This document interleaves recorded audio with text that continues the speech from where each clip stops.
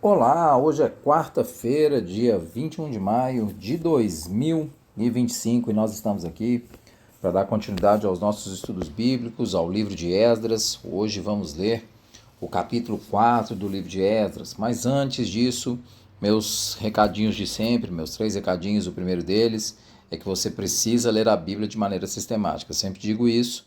É importante que você faça a leitura da Escritura de maneira sistemática, de início a fim. É isso que eu quero dizer com sistemática, de início a fim, para que você possa compreender a narrativa completa. A Bíblia não é uma série de histórias desconectadas, ela é um livro único, com uma história única, de início a fim, e você só vai compreender isso se você ler a Bíblia de maneira sistemática, de início a fim. Para isso eu te aconselho que você utilize a Bíblia 365.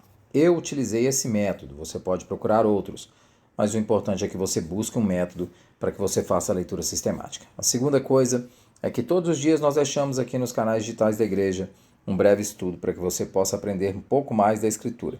Então vá ao capítulo, hoje Esdras 4, leia o capítulo inteiro, depois vem aqui, ouça o estudo para que você tenha mais informação sobre o texto da Escritura. E por último, mas não menos importante também, sempre digo isso, você pode ouvir esse estudo e compartilhar com outras pessoas. O estudo hoje se chama A Manutenção da Alegria e da Esperança.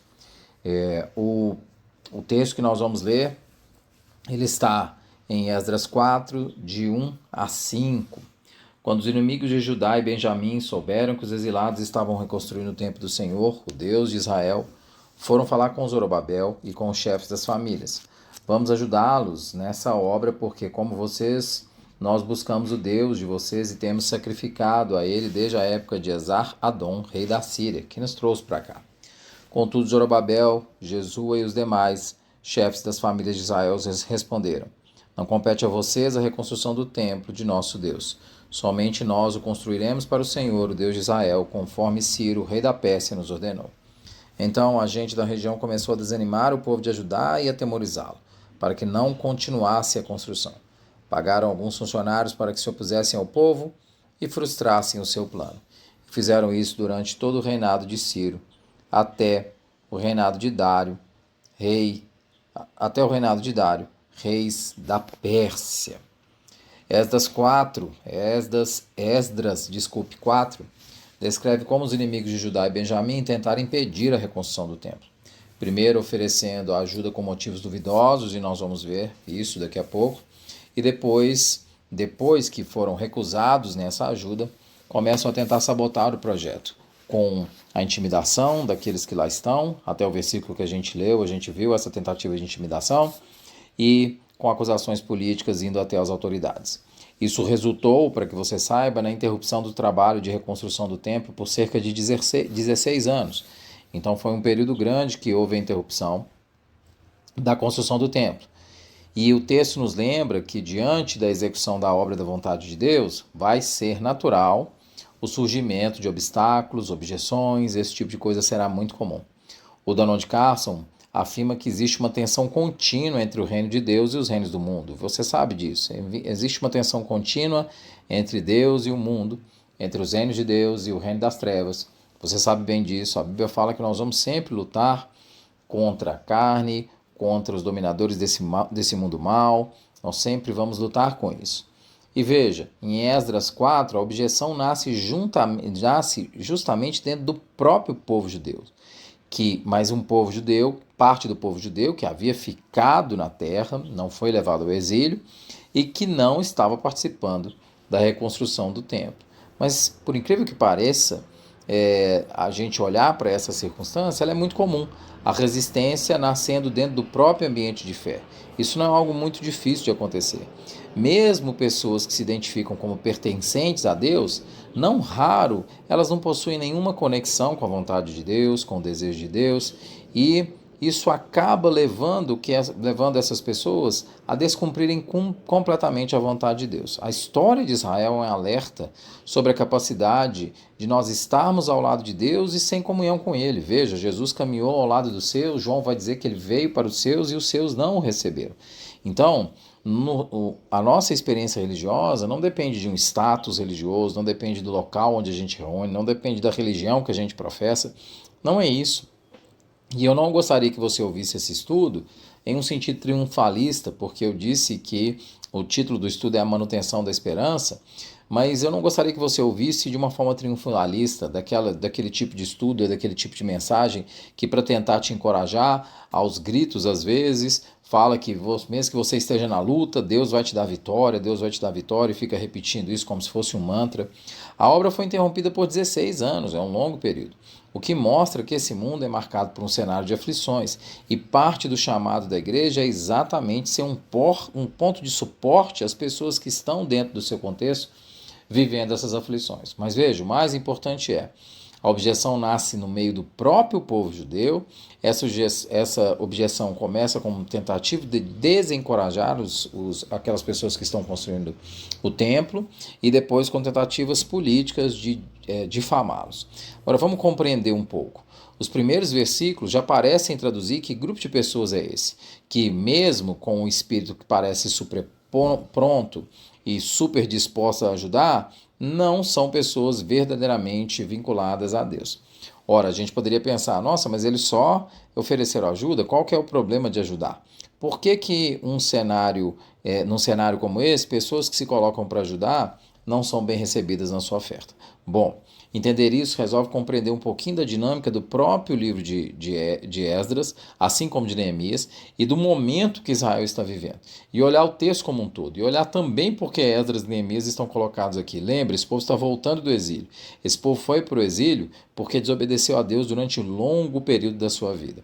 Já no versículo 2, nós temos uma boa pista sobre isso. Diz assim: foram falar com Zorobabel e com os chefes das famílias. Vamos ajudá-los nessa obra porque, como vocês, nós buscamos o Deus de vocês e temos sacrificado a ele desde a época de Esar-Adom, rei da Síria, que nos trouxe para cá.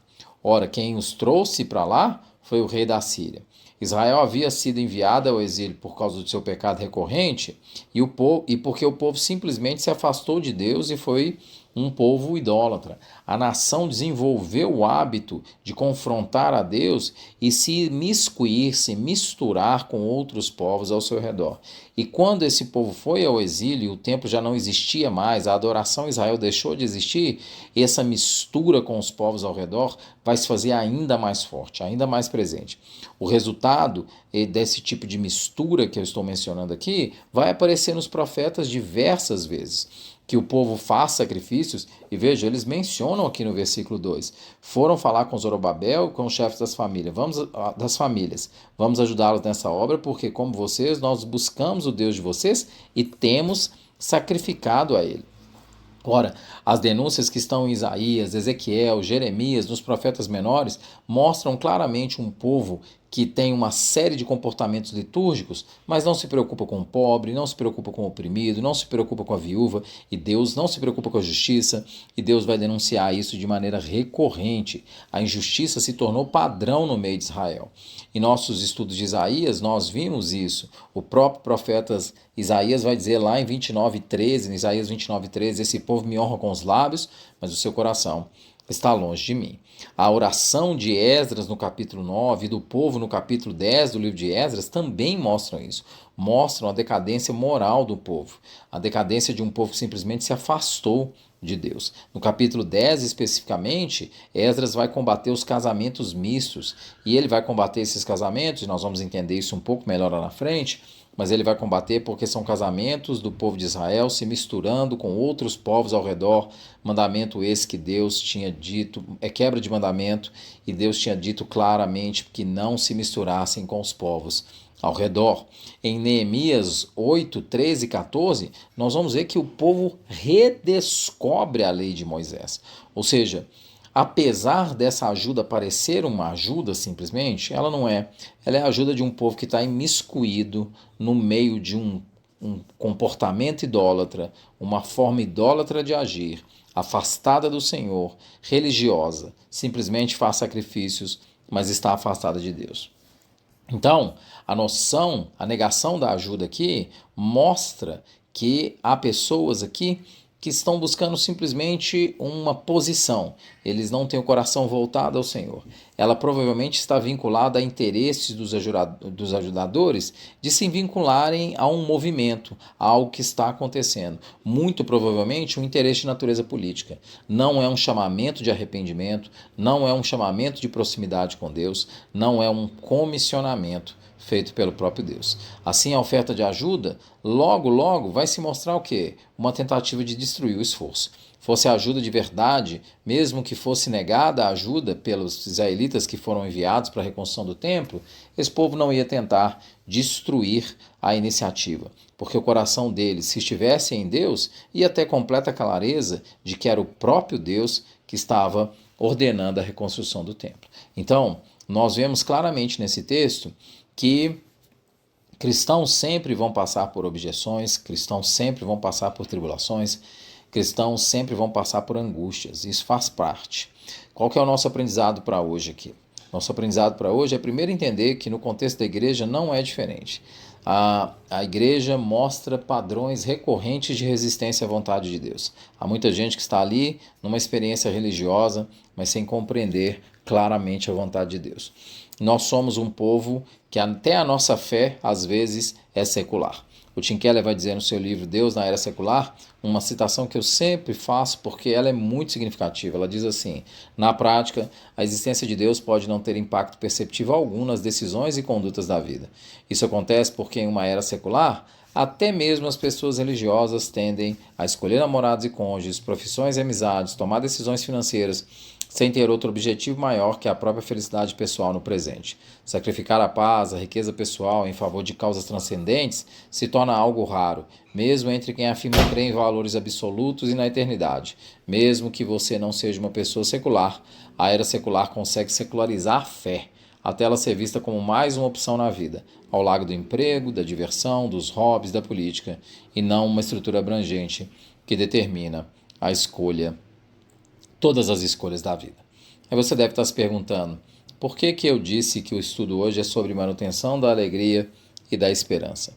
É porque essa manutenção de alegria e esperança começa com uma compreensão clara de quem nós somos no reino e de qual é o nosso chamamento. Nós fomos escolhidos por Deus graciosamente, como esses aqui foram escolhidos para reconstruir o templo. Graciosamente nós somos escolhidos. E nós somos escolhidos na esperança de uma consumação com Deus, na esperança de um retorno à justiça perfeita. Nós estamos no caminho da redenção, não é? Eu sempre digo, criação, queda, redenção. Nós já fomos redimidos e começamos uma nova experiência do reino de Deus. E essa nova experiência vai sim ser uma experiência marcada por múltiplas tribulações, mas vai ser uma experiência de um coração que deseja e anseia por justiça e que olha para a consumação porque acredita naquilo que Deus diz. Assim como esse povo aqui acreditou no chamamento de que era para vir e reconstruir o templo, é necessário que nós tenhamos a clara compreensão de que nós temos um chamamento para servir a Deus. E apesar das tribulações, nós podemos servi-lo em alegria. Que Deus te abençoe.